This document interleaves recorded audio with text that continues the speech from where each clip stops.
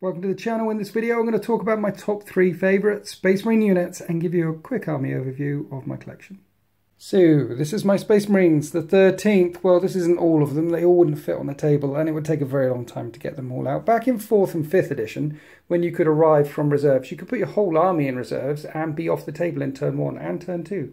And then your army could come in and outflank and smash the enemy from the sides. It was only Dawn of War deployment. I used to play a lot of White Scars at tournament, hence I've got a huge chunk of bikes. We have the Nephilim up here, my fast attack section, and the Scouts. Stern Guard down here with a huge chunk of Terminators, first generation Marines front and centre. Well, the characters are all front and centre. Solgarrow in Terminator armour, Solgarrow not in Terminator armour, Chaplain Snow, Chief Librarian Sagan Mir, many of the characters here. The second company, the second generation Primaris are over here. Here's the characters, and then Flamer Aggressors, Jumpy Dudes, Bouncy Dudes. Too many Hellblasters to count, and it's a bit embarrassing how many I've got. Walkie things. I'm quite impressed by the Flyer wing in the backfield. Not sure how many. I know the Fire Raptor's just hella good. But it's about 350 points now, maybe 400 points. I'm not sure how good a battle report it would be to have planes just zipping around all over the place. But with drop pods coming in as well, it might be interesting. These can all be Rhinos or Razorbacks. Lots of Dreadnoughts. You need Dreadnoughts. So top 3 units. You'll notice there's no Repulsor Executioner on the table. That is probably one of the top 3 units in the Space Marine force right now. That's because it's here. Need to get that bad boy stuck together and painted. And also another unit that should definitely be in the Space Marine top 3 is the Leviathan Dreadnaught with the twin storm cannon array. So what do I think should be the top 3 Space Marine units? Well, a Repulsor Executioner or a Leviathan. I'm working on the Executioner. The Leviathan I'm not going to get because I really like the model, but I think the rules for it are hella broken. There's a reason why you see them in all the lists, in all the tournaments. I mean, this guy's pretty broken as well. Less than 200 points with 4 las cannons hitting on 2s. You can't, and a 5-up invulnerable save. You can't do much wrong than getting 3 of these things. The 3 of them will cost you about 550 points, less than that probably. Hitting on 2s with Wisdom of the Ancients, that strat that allows you to re-roll hit rolls of 1. 3 of them in the backfield would be pretty broken as it stands. I mean, that would be 4, 8, 12 las cannon shots coming out hitting on 2s with Devastator Doctrine in effect in turn 1. Yes, that's why I've only got 1 of them. But what do I think are my top 3 Space Marine units? Well, starting at number 3, Terminators, the first company. With Shock Assault and Bolted Discipline, even standard Terminators are good now, particularly with that Stratagem Fury the first, so that they can hit with their Power Fists on 3s. With Bolted Discipline, they kick out a lot of firepower now. They hit with like an absolute freight train now with that strat, and you can deep strike them in. Hitting on 3s with Hammer Terminators, they got good again. They do suffer from the slow movement and they can get taken out with smiting and psychic shenanigans and things like that. But I like Terminators. Yes, it would be great if they had the stats of Gravis Primaris Marines, toughness 5 with 3 wounds, but they don't. But there's nothing more satisfying than dropping some first company in your enemy's back lines and letting these boys go to town. I think every Space Marine player out there likes Terminators, has probably got Terminators, and probably wants some more Terminators. In second place, the Interceptors, the Jumpy Dudes. In second place, the Jumpy Dudes. I've got more than 20 of them. Here's most of them here. And I've got them, so many of them, for a reason. They are awesome. Just like Terminators, they can drop in the backfield and cause havoc. They haven't got the invulnerable save as the Terminators, but that toughness 5, 3 wounds, that 3 wounds that they got, that is pure magic. So they're mobile, they're tough, they stick around a lot longer than you think, and they throw down a hell of a lot of firepower just with the bolters. A lot of people were doing the plasma thing, but when the new combat doctrines kicks in turn 2 and turn 3, that's 6 shots at strength 5 minus 2 AP. They can shred stuff. They have the fly keyword, so they can fall back out of combat and still shoot. They don't work well as a small unit of 3 or 4, but they force multiply very well. What do I mean by that? Well, just like getting 3 mortise pattern dreadnoughts, if you get 3 units of these guys or 2 units of 4 or 5, they stack together very, very well.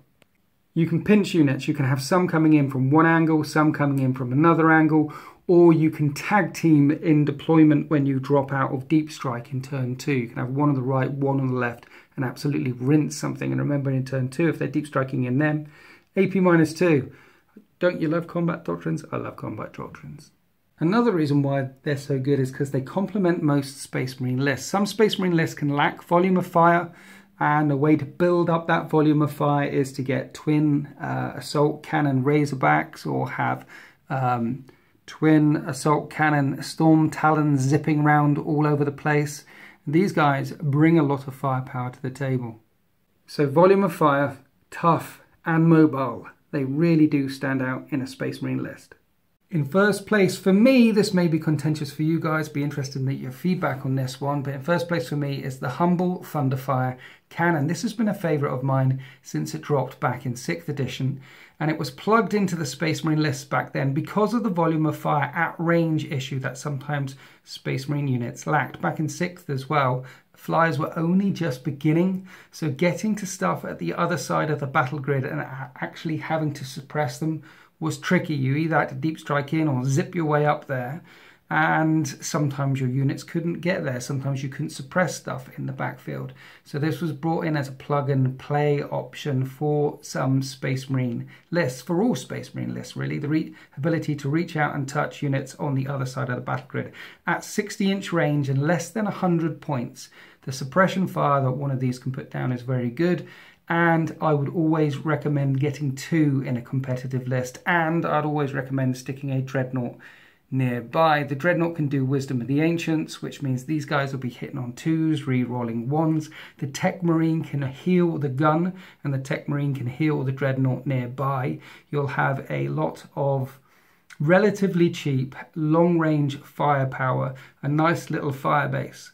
So what really gets these into first place for me is their ability to be effective in turn 1, turn 2, turn 3, in all turns of the game, because they have such a long range of firepower and they can fire indirectly. You're always shooting and hitting something somewhere.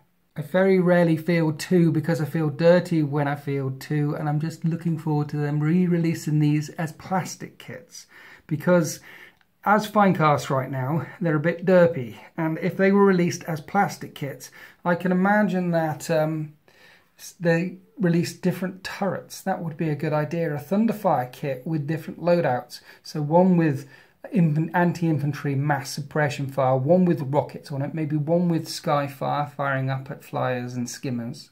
Since they introduced the idea that Space Marines have mobile artillery, they could do so much more with this. The boys at Forge World certainly agree, because you can get these things, rapier batteries. This is the heavy bolter version, and these are pretty good too. That's 12 shots right there, and with the Devastator Doctrine in, strength 5, AP -2. And they come in different flavours, but as these are heavy bolters, they're 36-inch range. They can't fire out of line of sight. Yes, they're cheaper than the Thunderfire cannons, but the cannons have the range, and as I've mentioned about 78 times, they can fire out of line of sight, which makes them #1 on my list. The ability to always fire, to always affect something on the battlefield from the very first turn. 2-up save, less than 100 points. You can't target the Tech Marine because he's a character, so once the gun's blown up, he can go and run away and start healing your tanks, which are also in the backfield, or one of them might be, or your Dreadnought.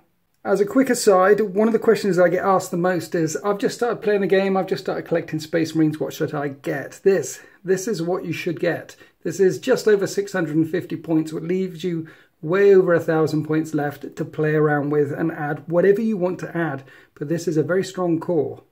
You've got a lot of range and firepower here, or mobility and firepower here, and this was a tough little nugget. This is a nice little core to have before combat doctrines dropped. Indeed, this was a good little core in 7th edition and 6th edition before jumpy dudes were invented. I'm not talking about tournament lists here. I'm talking about a good start for Space Marine players so they don't get their ass handed to them straight away. Some good units that they can work with right off the bat. So those are my top 3 units, and I just told new people to go and buy some Dreadnoughts. So why aren't Dreadnoughts in my top 3? Well, Dreadnoughts would be in my top 3 if it was the Mortis Contemptor Dreadnought, or if it was the Leviathan Dreadnought with all the 20 shots that it chucks out, that stupid gun of doom. But I'm not counting Forge World. Top 3 Space Marine units that you can only get from Games Workshop. How about that?